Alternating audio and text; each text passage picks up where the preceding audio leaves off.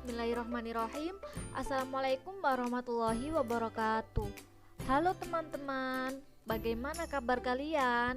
Semoga selalu dalam keadaan sehat dan bahagia. Amin. Dalam video kali ini, kami akan menjelaskan materi tentang komunikasi dalam keluarga. Sebelum masuk ke materi kita hari ini, alangkah baiknya kita perkenalan terlebih dahulu.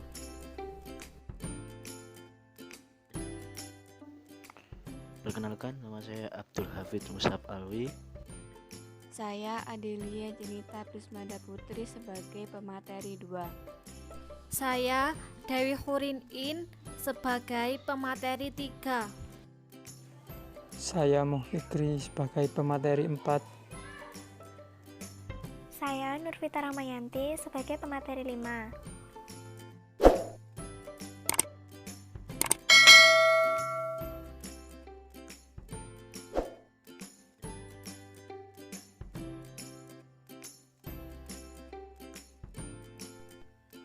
Saya Abdul Hafidz akan menjelaskan tentang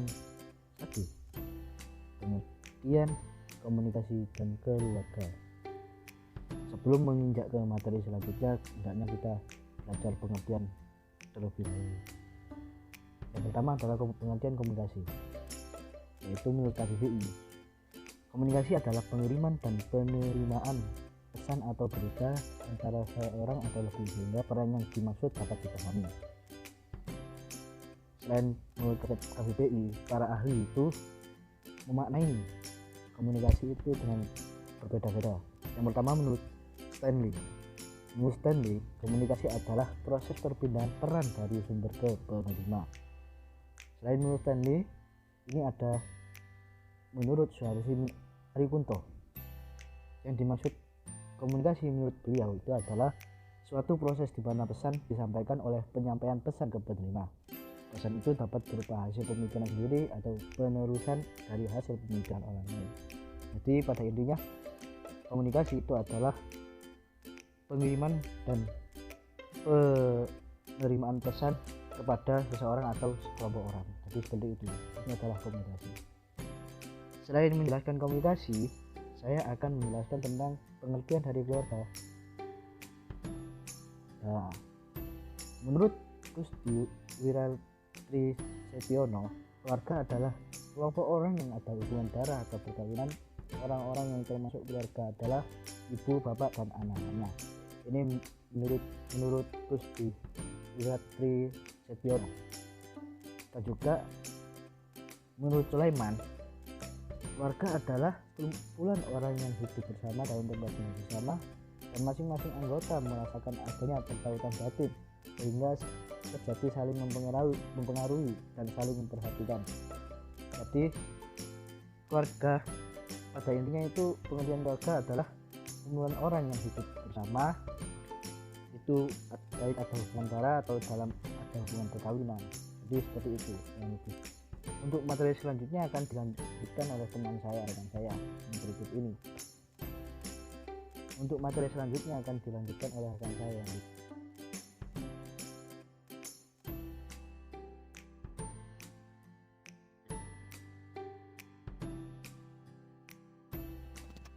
Dan selanjutnya, pengertian komunikasi keluarga. Pengertian komunikasi keluarga ini akan dijelaskan oleh rekan saya. Saya persilakan untuk rekan saya untuk menjelaskan.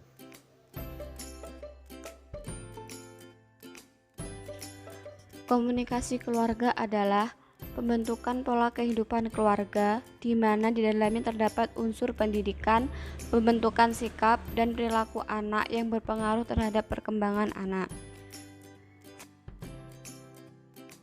Secara singkatnya, komunikasi keluarga adalah kegiatan atau proses penyaluran informasi, perasaan, dan ide antara keluarga satu dengan anggota keluarga lainnya.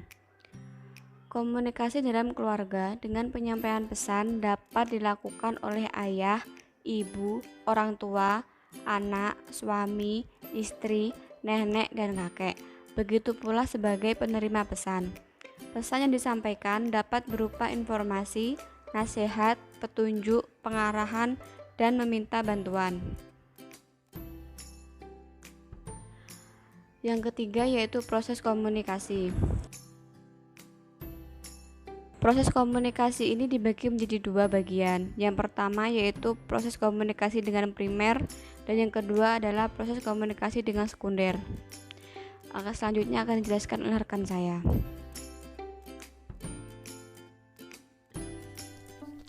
Baik, di sini saya Dewi Hurinin. Di sini saya akan menjelaskan yang dimaksud dengan primer dan sekunder. Nah, primer itu proses penyampaian pikiran atau perasaan seseorang kepada orang lain dengan menggunakan lambang atau simbol sebagai media, seperti isyarat, gambar, warna, yang secara langsung mampu menerjemahkan pikiran dan perasaan komunikator kepada komunikan. Terus yang kedua ada sekunder. Sekunder merupakan proses penyampaian peran oleh seseorang kepada orang lain dengan menggunakan sarana sebagai media kedua setelah memakai lambang sebagai media pertama. Proses komunikasi ini dipakai karena komunikan berada di tempat jauh. Medianya adalah telepon dan surat. Terus kemudian yang keempat ada unsur komunikasi. Terus selanjutnya ada sender, message, medium, receive, dan response. Sender yaitu pihak yang mengirim pesan atau berita, disebut juga komunikator. Terus message yaitu pesan yang informasi yang hendak disampaikan kepada pihak lain. Terus medium merupakan sarana penyaluran pesan-pesan atau sebagai media. Terus receive merupakan pihak penerima pesan atau informasi yang disebut juga komunikan. Terus yang terakhir ada respons, tanggapan atau reaksi komunikan terhadap pesan atau informasi yang diterima dari pihak komunikator tersebut.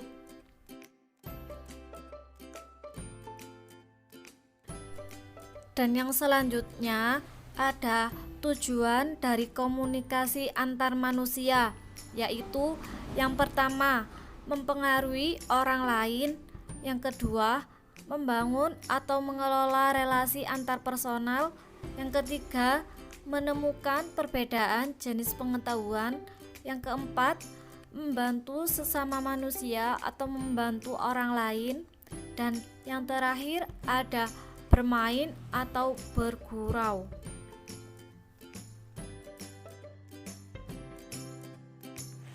Nomor 6. Tujuan komunikasi dalam keluarga. Untuk mencapai pengertian bersama, sesudah itu mencapai persetujuan mengenai suatu pokok ataupun masalah yang merupakan kepentingan bersama dalam keluarga. Dengan kondisi yang demikian, akan terjalin hubungan yang harmonis dan saling mengerti satu sama lain dalam rangka mencapai tujuan rumah tangga yang samara.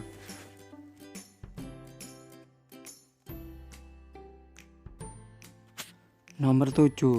Fungsi komunikasi dalam keluarga. Yang pertama, memberikan pengertian yang lebih dalam tentang siapa kita sebagai pribadi kepada anggota keluarga lainnya. Yang kedua, meningkatkan kasih, kepercayaan, dan rasa hormat dalam keluarga. Dan yang terakhir, sebagai alat untuk mencapai tujuan dan membereskan hal yang menghalangi pencapaian tujuan.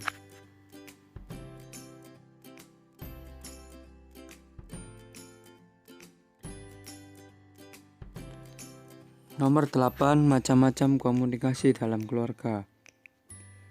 Komunikasi verbal, yaitu komunikasi yang menggunakan simbol yang berlaku umum atau yang bisa dilakukan oleh kebanyakan orang dalam proses komunikasi. Contoh, tulisan, gambar-gambar, dan suara. Komunikasi nonverbal, yaitu penyampaian pesan tanpa kata-kata. Pesan nonverbal ini dapat menerjemahkan gagasan, keinginan atau maksud yang terkandung dalam hati tanpa ungkapan kata. Contoh, tepuk tangan, pelukan, usapan tangan, duduk dan berdiri. Komunikasi kelompok.